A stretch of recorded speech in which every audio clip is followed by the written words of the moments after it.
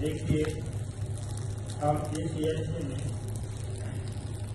ईश्वर स्तुति प्रार्थना उपासना विशेष रूप से करते हैं।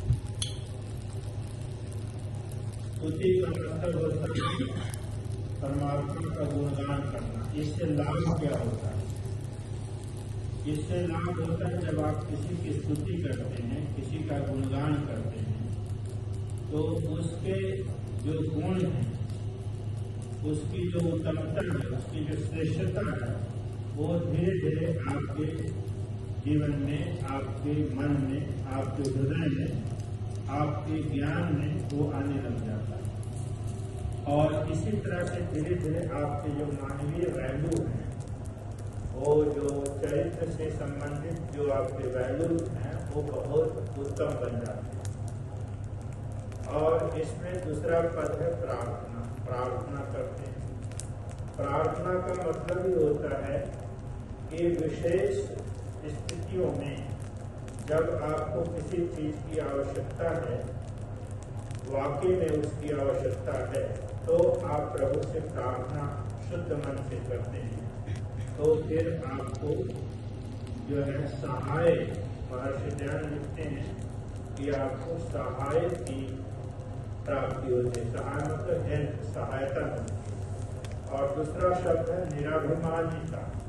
आपके अंदर जो है अहम, घमंड जो है वो समाप्त होता है। Because you start to think someone is superior to me, this is why you pray to the almighty और you pray to have something to others.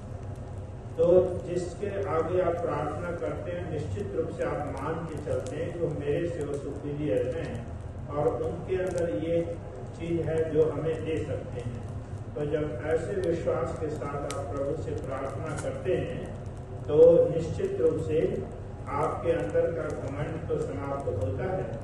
आप हाथ जोड़ते हैं, आप उनसे प्रार्थना करते हैं, आप उनके आगे झुकते हैं, फिर आप अपनी आवश्यकता उनके सामने रखते हैं, तो आपकी नीड्स को पूरा करने के लिए जो है प्रभु स्वयं कृपा करते हैं, या जिसके आगे आप झुकते हैं वो आपके ऊपर कृपा करता है। इसी तरह से उपासना है।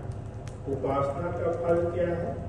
उपासना का फल है प्रभु के साथ साथ जब आपका सानिध्य प्राप्त हो जाता है, if you have completely communion of God, then you feel the bliss of God. उसको करके आपको आनंद की अनुभूति होती है, अंदर से आपको प्रसन्नता जागृत हो जाती है। Happiness comes from your heart और your mind start to think in positive ways, and this way you also do your all acts properly. जब कोई विचलन नहीं होता, कोई घबराहट नहीं होती, कोई परेशानी नहीं होती, शांत मन से, और सारी शक्तियां उस समय आपकी एकाग्र हो जाती हैं।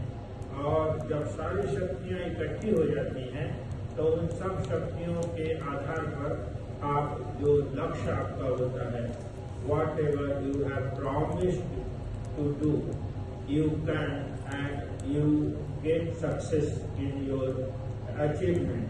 तो इस तरह से उपासना का फल होता है आपका आनंदमय जीवन, चारों तरफ से बिना किसी परेशानियों का जीवन, और बहुत उत्तम जीवन बनता है।